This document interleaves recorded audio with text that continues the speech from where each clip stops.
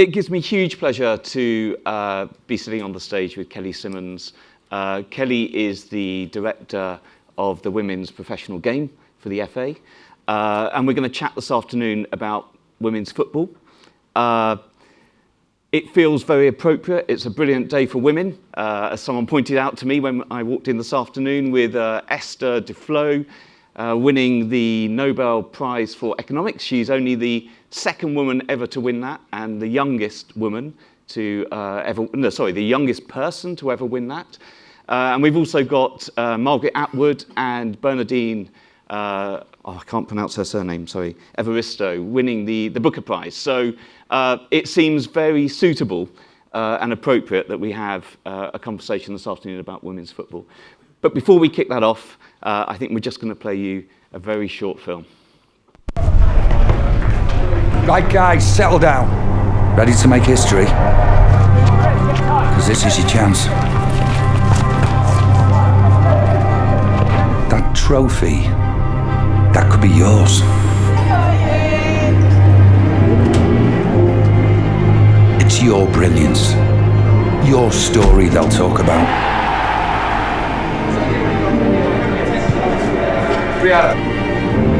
It could be your name they'll sing. Kids will look up to you. Kids will want to be you. This is your chance to become an icon, a hero, a legend. So, what are you waiting for? Get out there. Come on.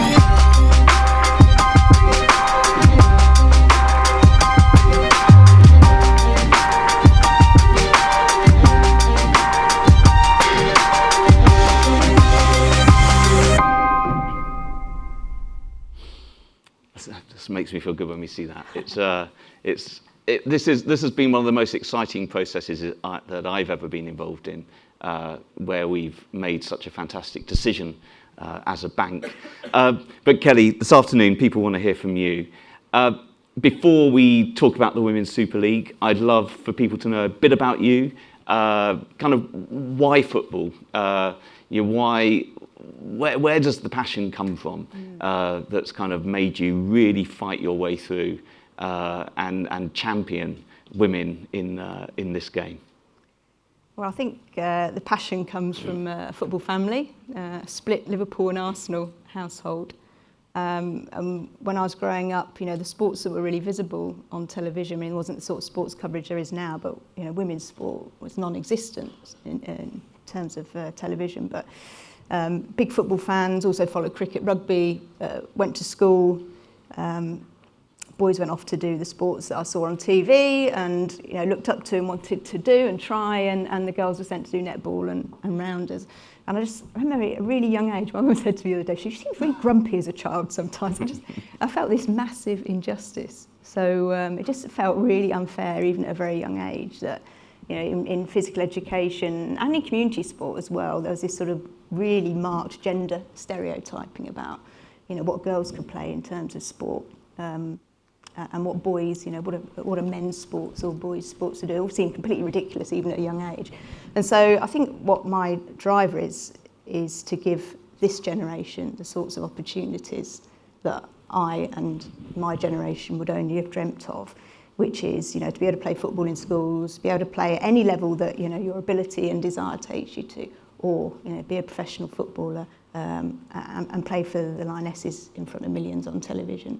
So I think that's the driver. I think it's one of that bigger purpose about how girls for generations have missed out on team sports, and all of those things that team sports, I passionately believe, give you around friendships and fun and learning to win together and learning to lose together and all those wonderful things that all my male friends at school seem to have access to that the girls didn't. So I'm passionate about what sport brings, about what football can do, and giving girls and women the same opportunity. Brilliant. So did you play as a child yourself? Well, only kick about in the park with the boys, which obviously then labelled me a tomboy because I wanted to play football. So university was when I first played properly, and then became captain, got my coaching qualifications, ended up working in sports development and quite quickly in football, and I was lucky enough to come in at a time when there was no structure for women's football, and one of my first jobs working at the FA many years ago with a guy called Howard Wilkinson, who won the Premier League with Leeds and was a technical director, was to literally put those structures in place. So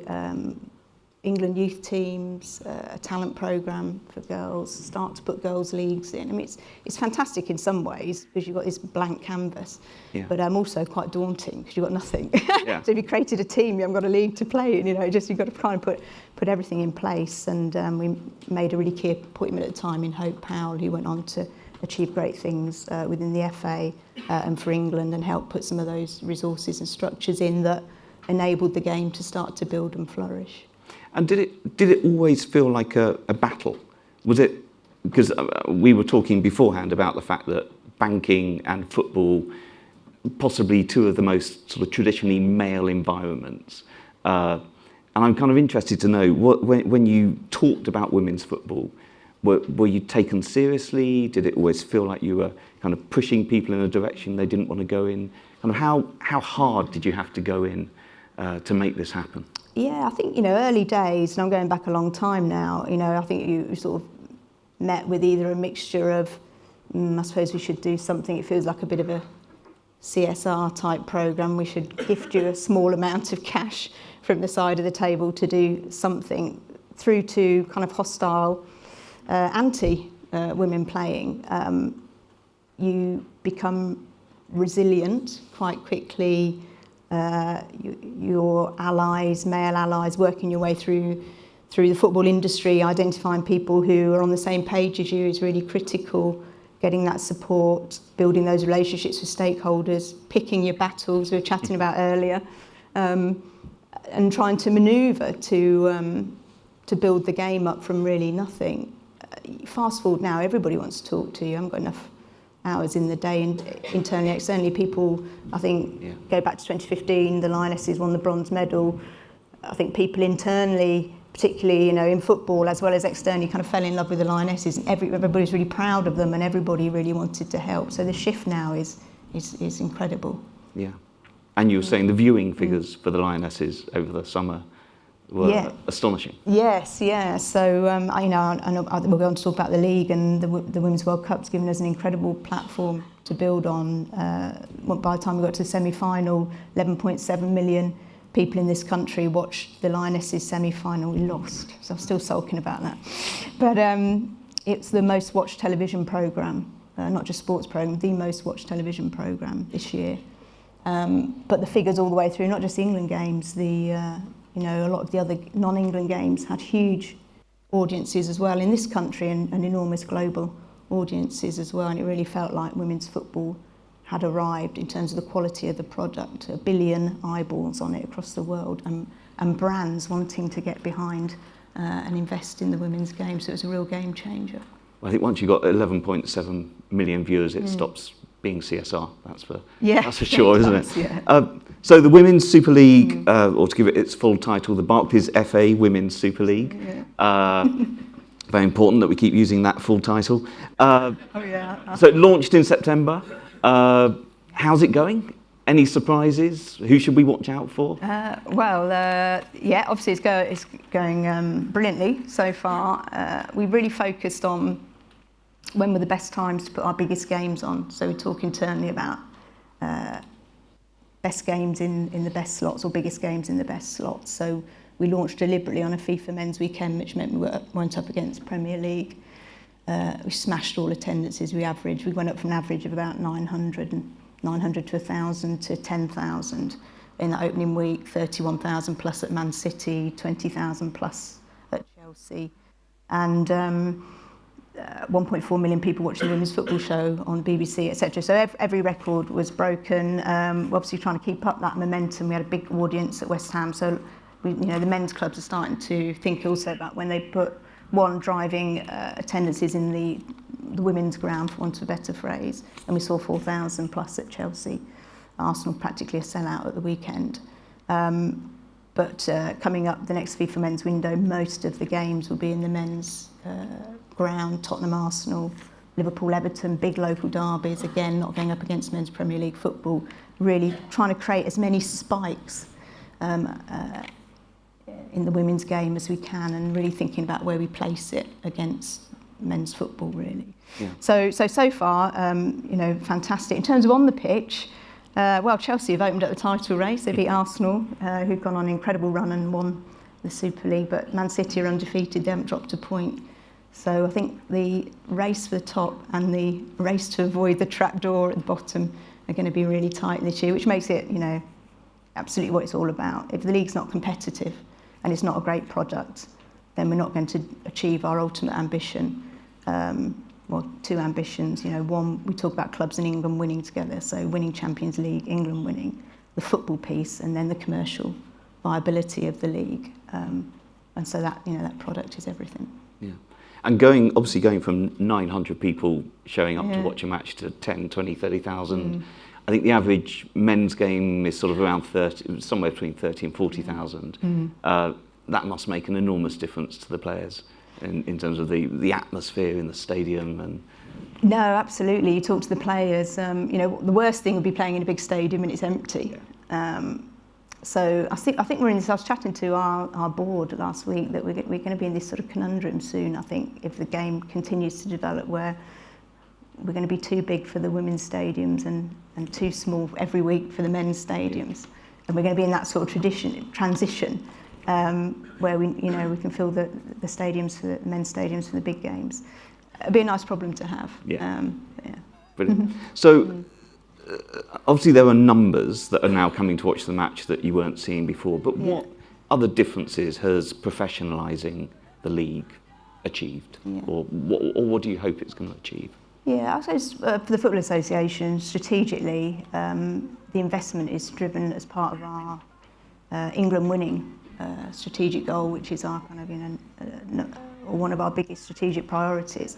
And we felt that by having a league that is full-time athletes and elite performance services wrapped around that, and is our ambition to make it the world's best league, so we're attracting the world's best talent, playing with the best English players, really tough competitive football every week will really help England winning. When I came, because previously to this role I was until last September I was Director of Development. One of the things at the FA, one of the things that attracted me about taking this role on and becoming the first Director of the women's professional game is that no women's team sport, maybe basketball in America, has created a viable, sustainable, profitable women's league. And what you see with women's sport at the moment, I call it sort of peaks, where you'll see it for the Olympics or the World Cup, and then it disappears. You've got this sort of once every 4 years you'll see something, a bit of netball or a bit of hockey or a bit of something, and then it disappears. But I passionately think that the Women's Super League can be the breakthrough women's sports league that is visible and viable over the next 5 years or so. Brilliant. And you, last year, one of your stated objectives was to find the right title sponsor. I said that as I came into the job, and then I was like, absolutely. And this is the important question, because this is what's going to go into my end of year review. You came and spoke to us. You came and spoke to Barclays. Why? I mean, banking isn't massively popular. Why would you want to be involved with Barclays? Why was that a good fit? I think for us, it brought incredible, credibility for the Women's Super League, because Barclays is synonymous with the success of the Men's Premier League, which has been incredible to watch, sort of global growth and domestic growth of the Men's Premier League, and Barclays have been a partner all the way along. And I remember ringing our chief executive at the time to say, I think Barclays are going to come on board, and he's just like, wow, what a brand, what a credible brand to have. So that credibility piece is really important. The ability to link the top of the men's and the women's game, work together. To use the men's game to leverage the profile of the women's game is really important, and we're just starting to explore that.